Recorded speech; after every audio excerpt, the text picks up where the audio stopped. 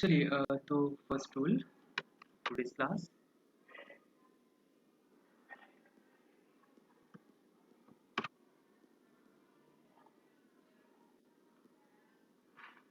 पहला रूल है as soon as per. मैं एक सेंटेंस लिखता हूँ, फिर बताता हूँ आपको क्या रूल है ये।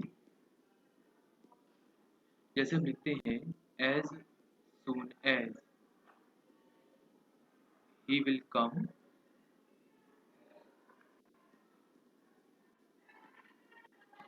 I will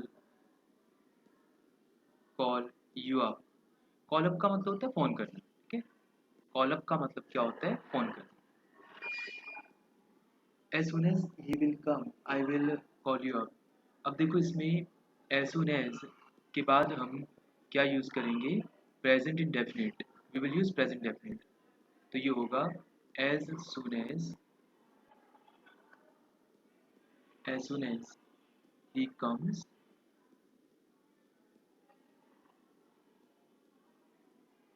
as soon as he comes, I will call you up। देखो होता क्या है कि दो विल एक सेंटेंस में नहीं आते जनरली। तो अगर ऐसा कभी भी होता है तो पहला आप प्रेजेंट डेफिनेट में लगा दो और दूसरा सिंपल फ्यूचर में। तो पहला प्रेजेंट इंडेफिनिट में आ गया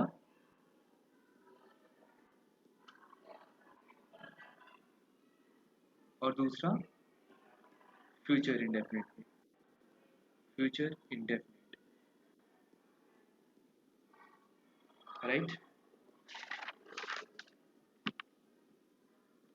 अच्छा, एक सिंपल सा रूल है। तो मैं एक क्वेश्चन आपसे पूछता हूँ, फिर उसके भी आप पे इसको समझेंगे। व्हेन आई कम या if I come then I will meet you. आप मुझे इसमें बताइए क्या एरर है? When I come then I will meet you, what is the error here?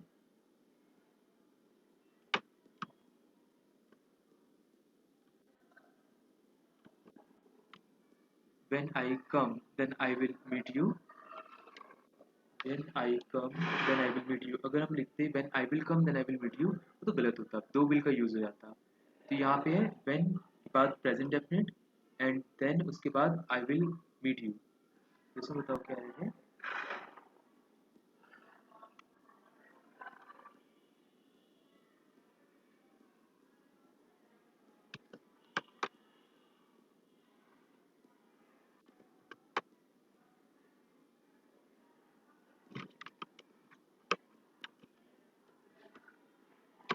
देखो व्हेन के साथ या इफ के साथ देन नहीं आएगा, ये सिंपल सी एरर है। इफ या व्हेन के साथ, इफ या व्हेन के बाद देन नहीं आता, तो यहाँ पर बनेगा when I come comma I will meet you. तो rule is very simple. If या when is not followed, if या when is not followed by then, ये रूल बनेगा। Similarly we can say in the same way we have a rule, since, as, because, they are not followed by, they are not followed by so या therefore। Since, as, because they are not followed by so or therefore।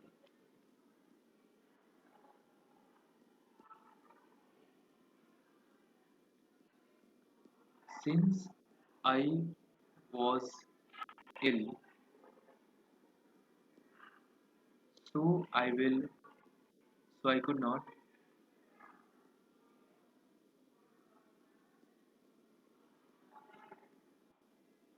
come। Since I was ill, so I could not come।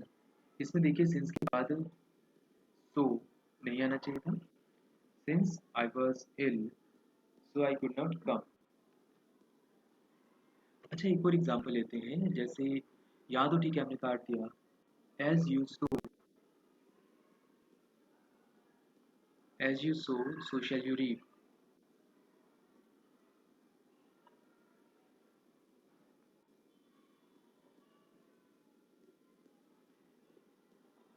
देखो ये ना proverb है, तो इसमें आप देखिए as you सो, इसके बाद कॉमा लगा के सो लिखा है, तो ये नहीं आना चाहिए था, लेकिन ये एक्सेप्शन है। ये जो पहले से चलती आ रही है प्रोवर्ब वैसे ही आएगी, तो एक्सेप्शनली ये सही है, इसमें कोई गलती नहीं। अच्छा, अब आगे बढ़ते हैं next rule.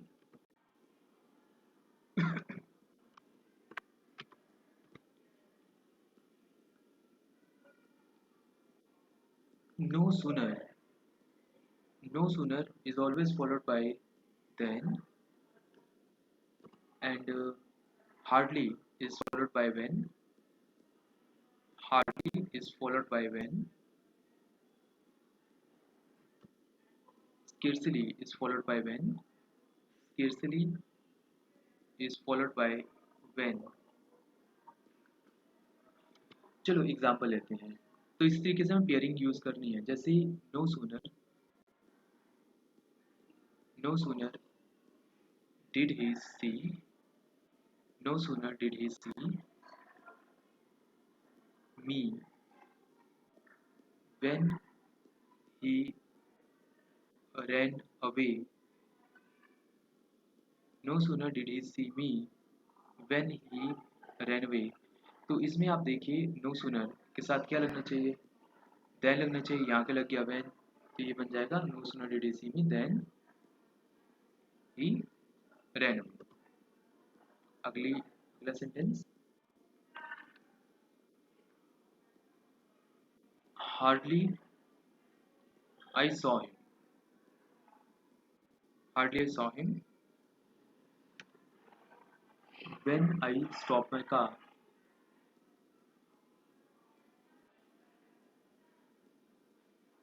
Hardly I saw him when I stop my car.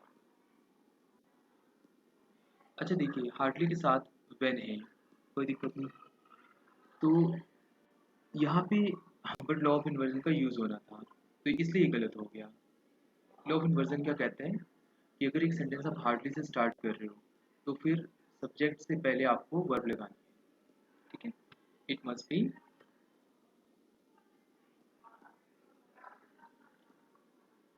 Hardly did I see, hardly did I see him when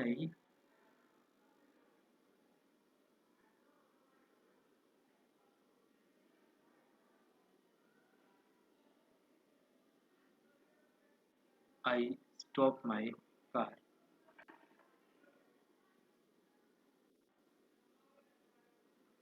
hardly did I see him when I stop my car. तो इसमें law of inversion use होता है। Law of inversion का मैं फिर से मतलब बता दूं, जनरली क्या होता है, सब्जेक्ट पहले आता है फिर आता है वर्ब, लेकिन लॉ ऑफ इन्वर्जन में क्या होता है, in case of law of inversion पहले आता है वर्ब फिर आता है सब्जेक्ट। तो we have example,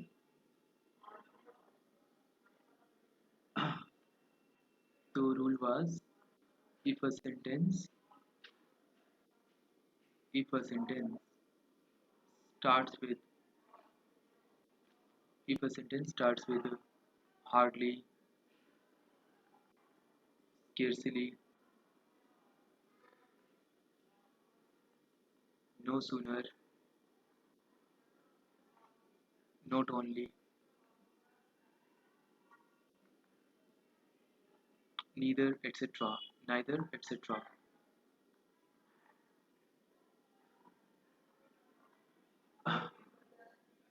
we use law of inversion, we use law of inversion।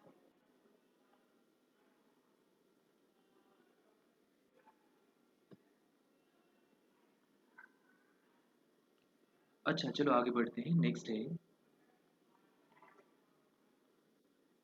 लेस्ट के साथ शुड का यूज होगा।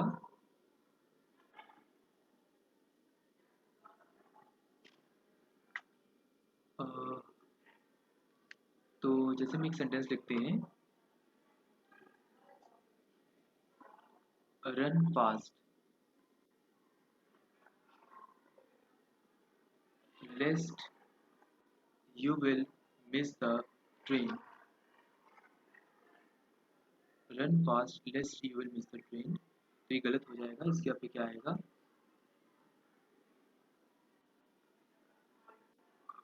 Run fast lest you should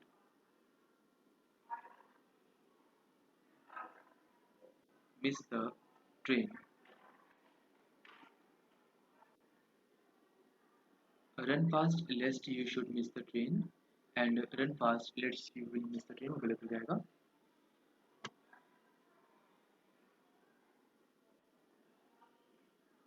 next है lest can also take simply verb one after it. Let's take example. Take care lest he falls. देखो लेस्ट ऐसा भी आ सकता है कि ये सिंपली वर्ब की फर्स्ट फॉर्म के साथ आ जाए, पर वो देख लेना कि ही के साथ आपको वर्ब की फर्स्ट फॉर्म प्लस एस या यस का यूज करना है।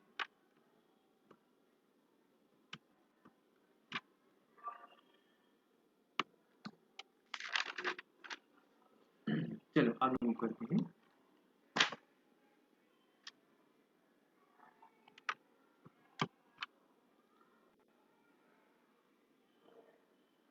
Generally we don't begin a sentence with till, एक सिंपल सा रूल है। जनरली वी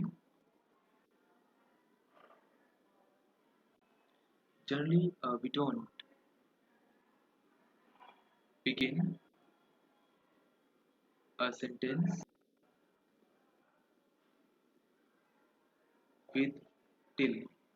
जनरली हम एक सेंटेंस till के साथ स्टार्ट नहीं करते। Generally we don't begin a sentence with till। Let's an example, जैसे till the train gets the signal it will not proceed। तो ये यहाँ पे गलत हो जाएगा, बिकॉज आप टिल मत यूज करो, उसके यहाँ पे आप ऐसा कर सकते हो until यूज कर लो। until the train gets the signal it will not be proceed, it will not proceed। so we can use until rather than that। we can say until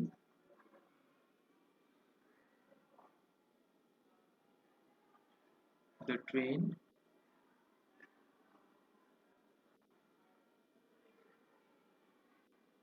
gets the signal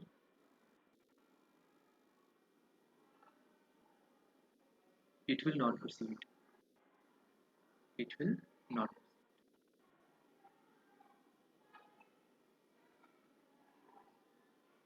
चलिए clear हो गया। एक चीज़ और है, इसके immediately बाद, जैसे अगर हम इमीडिएटली बाद नॉट लिखते हैं वो गलत हो जाएगा। जैसे until या unless है, until और unless ये immediately followed नहीं होती, is not immediately followed by।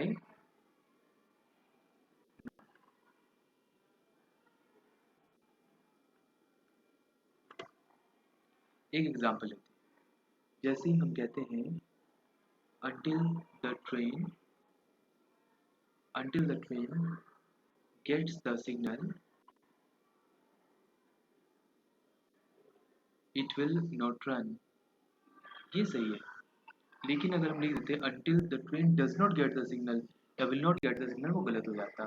until के immediately बाद आप नोट नहीं लिखोगे। समझ आ गया सबको? अब हम कुछ वोकैब करते हैं। तो बस वोकैब, पहला वोकैब है बेनिवोलेंट। बेनिवोलेंट वर्ड का क्या मतलब होता है? What is the meaning of the word benevolent? Benevolent हम बोलते हैं दयालु को। और बड़े सारे वर्ड यूज किए जा सकते हैं, बट इसका एक सिंपल सा मतलब आता है दयालु या काइंड, काइंड हार्टेड।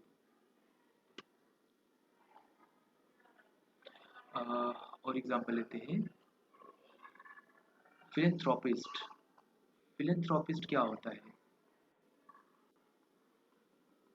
फिलेंथ्रोपिस्ट बोलते हैं, फिल मतलब प्यार, एंथ्रोपिस्ट मतलब मानवता। जो मानव या मानवता को प्यार करे,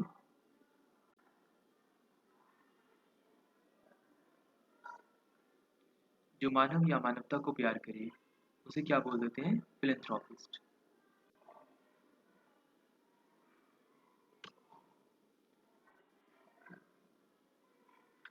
अच्छा, अगला वर्ड है हमारे पास एट्रोसिटी।